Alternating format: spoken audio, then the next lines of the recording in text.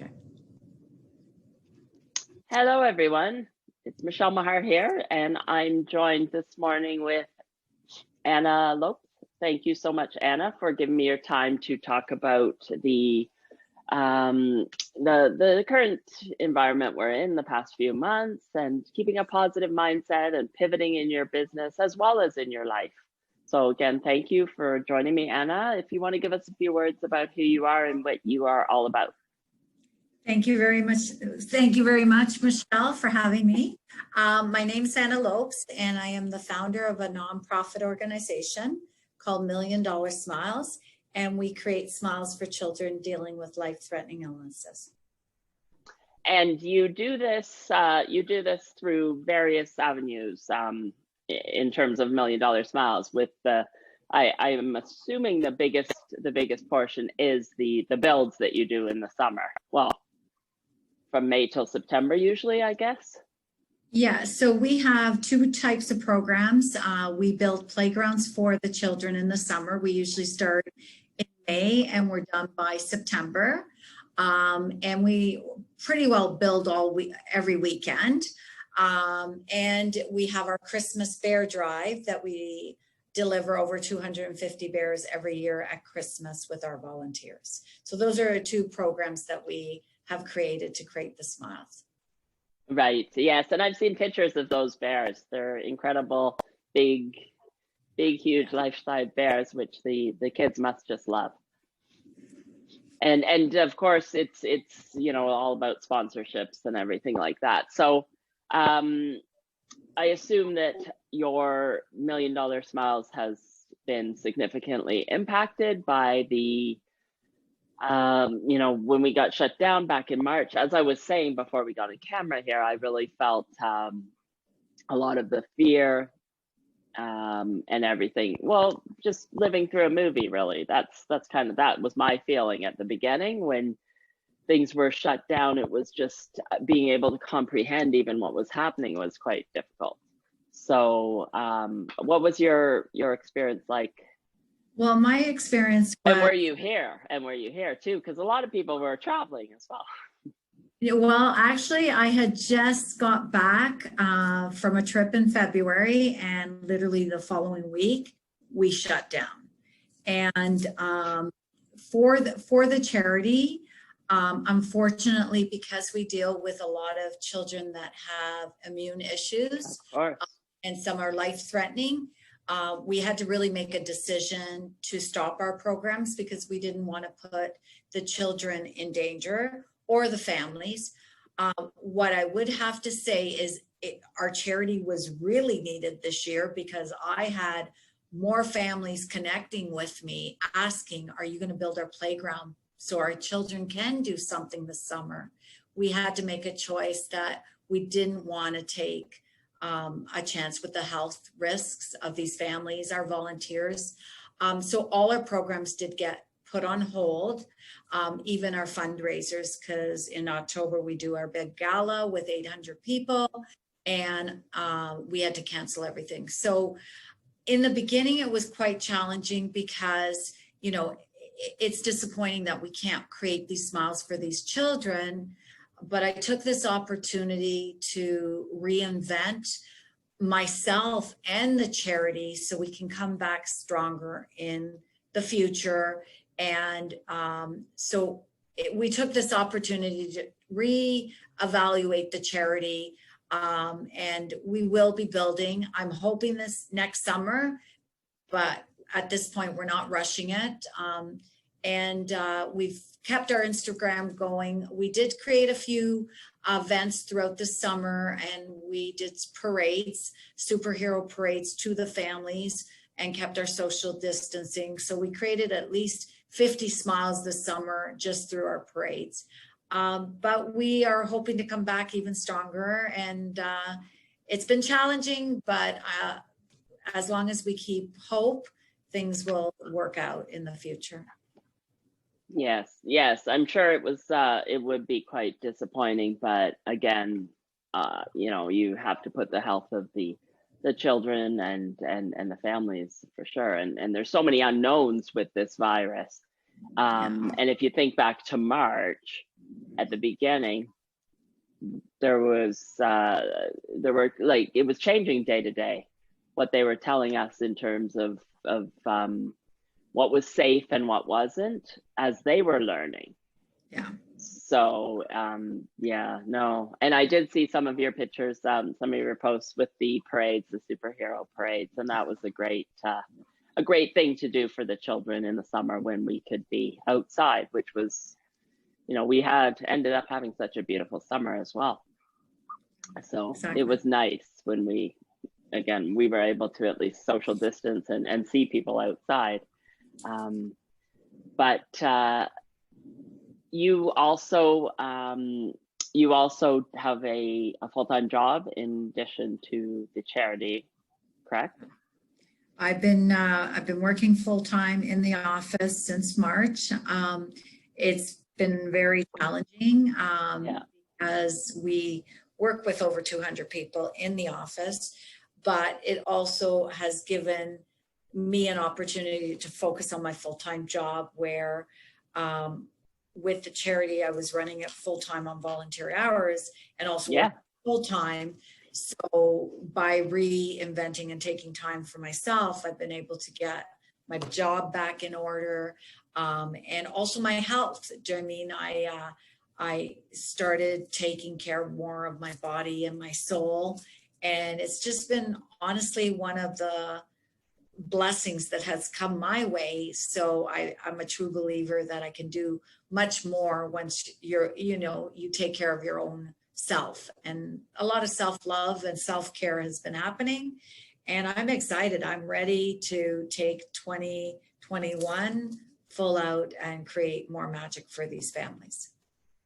Right, exactly. And that's what I think is one thing that has come out of this, is especially for women, because we are always doing things for others and serving others and thinking about other people's needs and making sure everybody's good, and putting our needs on the back burner a lot of times. So just taking that time for self-care,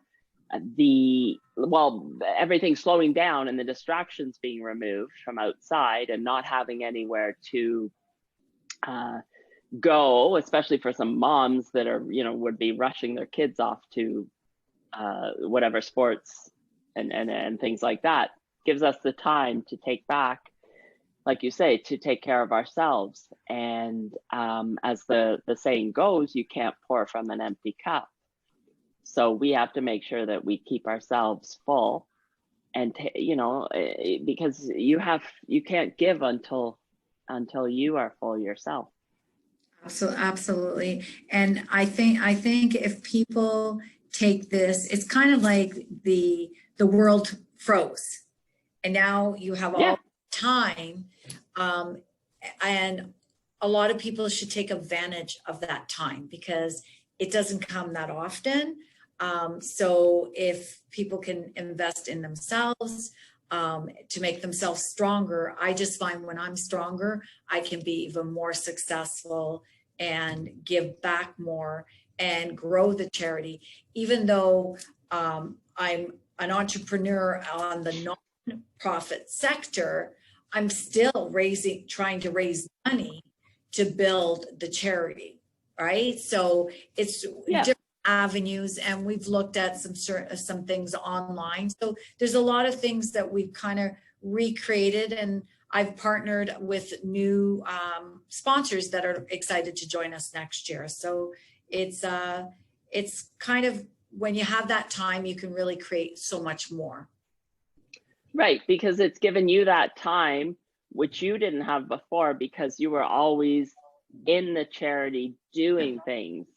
And running the events and making sure, worried about this build and that and so on. And you never had time to step back and look at it from the perspective of, even though it isn't, like you say, it's a nonprofit, but still working on your business or your nonprofit instead of in it, so that you could come back and look from a strategic point of view, because you want to build it so that you can help more families.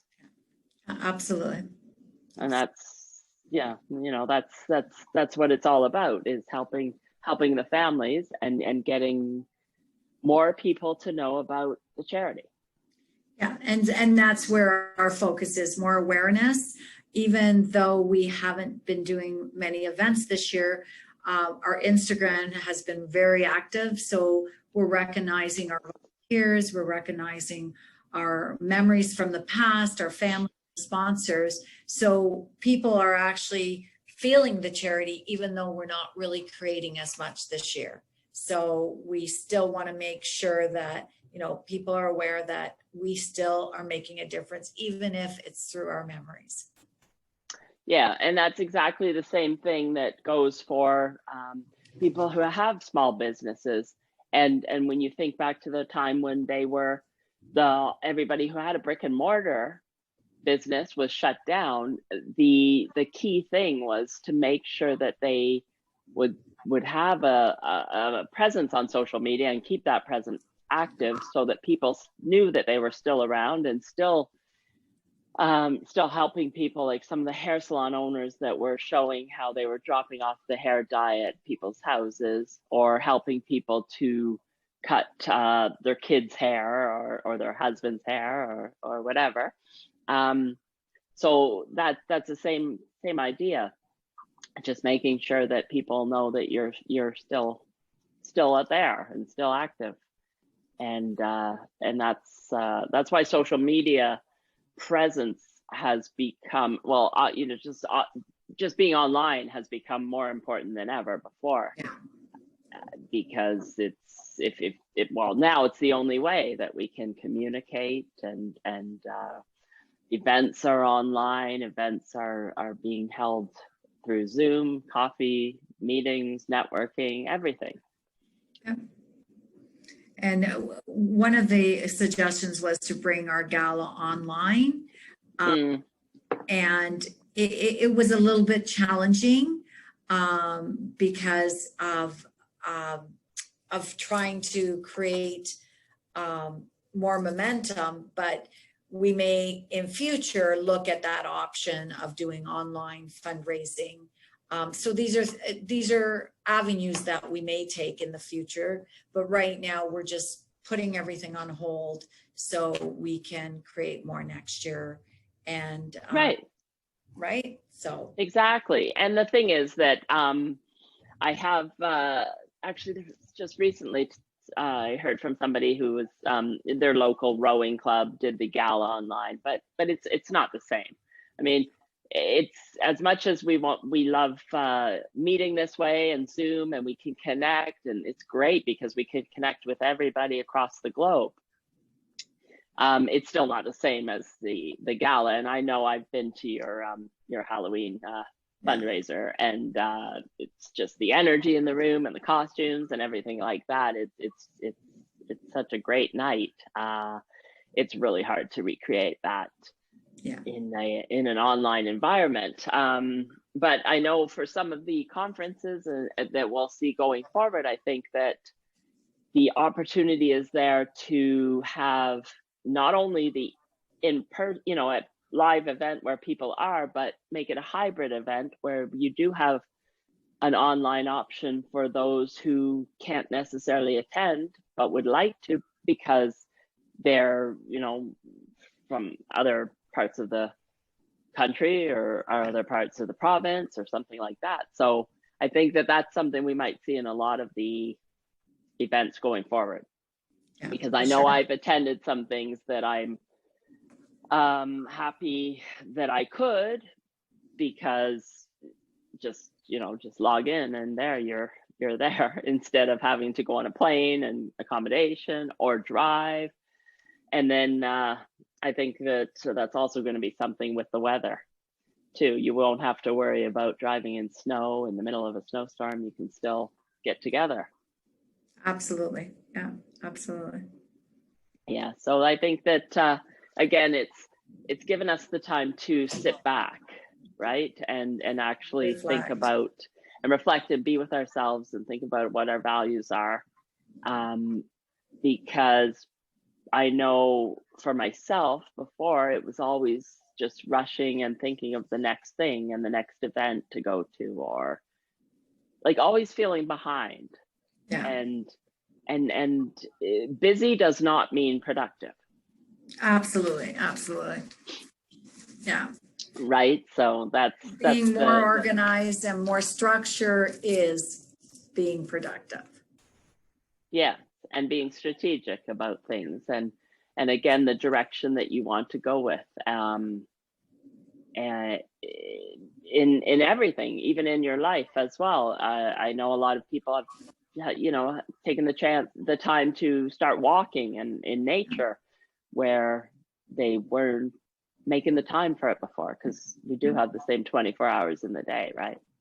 Well, I think by being in a gratitude state, and seeing, instead of focusing on the negative of what's happening in this world, focus on what is in your world, and being grateful has made a big impact on me. And like you said, I do my meditation, I do my nature walks, and now you're cooking more often instead of, going to restaurants and eating unhealthy sometimes, right? So it's been a big shift, and some people will learn from it and some people just won't.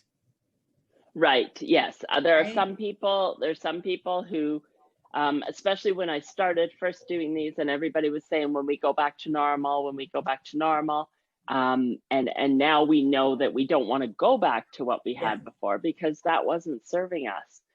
And Absolutely. there were some people who just who were waiting for it to be over, and we're past 8 months like this now, and it doesn't look like anytime soon things are going to change much. Yeah. So there's no waiting. It's time to shift your perspective and think of the things that you can control. Yeah. You can't control the virus, you can't control what the restrictions and everything like that, but there's so much we can control. And especially with the internet and everything, that we have the information that's available to us. Just sitting back and figuring out your values, what's important to you, and what brings you joy. Well, I was going to say, by creating new memories makes a big impact, right? And this is the time to create more memories. Like for Christmas, go downtown, go see the lights, go create your own events that may have never existed in the past. Right. Yeah. That's true, because you may have wanted to go downtown, see the lights, walk around, things like that, but it's always, traffic and people and parking, etc. And now it's pretty quiet downtown, especially around the financial district, where nobody's working in any of those office buildings. Everybody is at home. So yes, you're right. Looking at taking a different perspective and looking at what you can create to make this time, the best it can be, because Exactly. it will be memorable. That's a given, because we've never gone through anything like this before. But yes, it's definitely. It's again, it's the perspective of looking at what is out there and being grateful for what you have. Because one thing it has shown us as well is how some of the things we may have taken for granted before, like being able to hug people, right? Yeah. Going to events and being able to hug people, having a coffee, sitting down with somebody, having a coffee in a coffee shop. We have so much to be grateful for. Absolutely. And I think if we just keep hoping, I'm sure things are going to change in the next couple of months, hopefully. Yeah, it's all a matter of it's as somebody was saying in one of my interviews, it's faith over fear. Yeah. We just need to keep the faith. One thing that has been beautiful to see out of this too is the community coming together, as we've seen people offering to get groceries for the seniors who and other people that are immune compromised who shouldn't have been going out to stores and things like that, and neighbors actually having conversations where people were just rushing into their cars before and everything like that. Yeah. And I think it's all your perspective. For myself, I mean, I was able to be present. I probably mailed over 100 cards just saying hello to people that I know and sending them a hug, a virtual hug. And the response I got from those cards, it was like, oh my God, it was so exciting to get mail. So there's simple things that we can do to really make a difference. And you just have to be more creative. And a lot of times people think it's what is for me, it's what you can give to others, right? And here's your opportunity to help a total stranger, help anyone. Like the other day I was at Tim Hortons and the lady in front of me, she couldn't find her change. And I said, I've got your coffee. And all of a sudden I see tears down her eyes. And I'm like, wow, I mean, this is just a coffee. I'm paying it forward to you. And she says, no one's been that kind. And I'm thinking to myself, it's just a coffee. Imagine if all of us could just do one simple, nice gesture. She thinks that I made her day. She actually made my day, that I was able to put a smile on her face. So I think this is an opportunity for us to all look and say, who can we help? Like you said, your neighbors, a total stranger, anyone you can help to make a difference. And this is when we're, as a community, as the world, we all should be giving in a little bit that we could help out. Right. There's so much joy in giving, as we know. That makes you feel so great, and just spreading the kindness. That's what we need. Yeah. That's what the world needs in the midst of all this divisiveness and everything like that. We need to come together in love and be giving of one another and kindness. Absolutely. And we got to stop focusing on others. We have to focus what we could do. Do you know what I mean? A lot of people get into this thing of,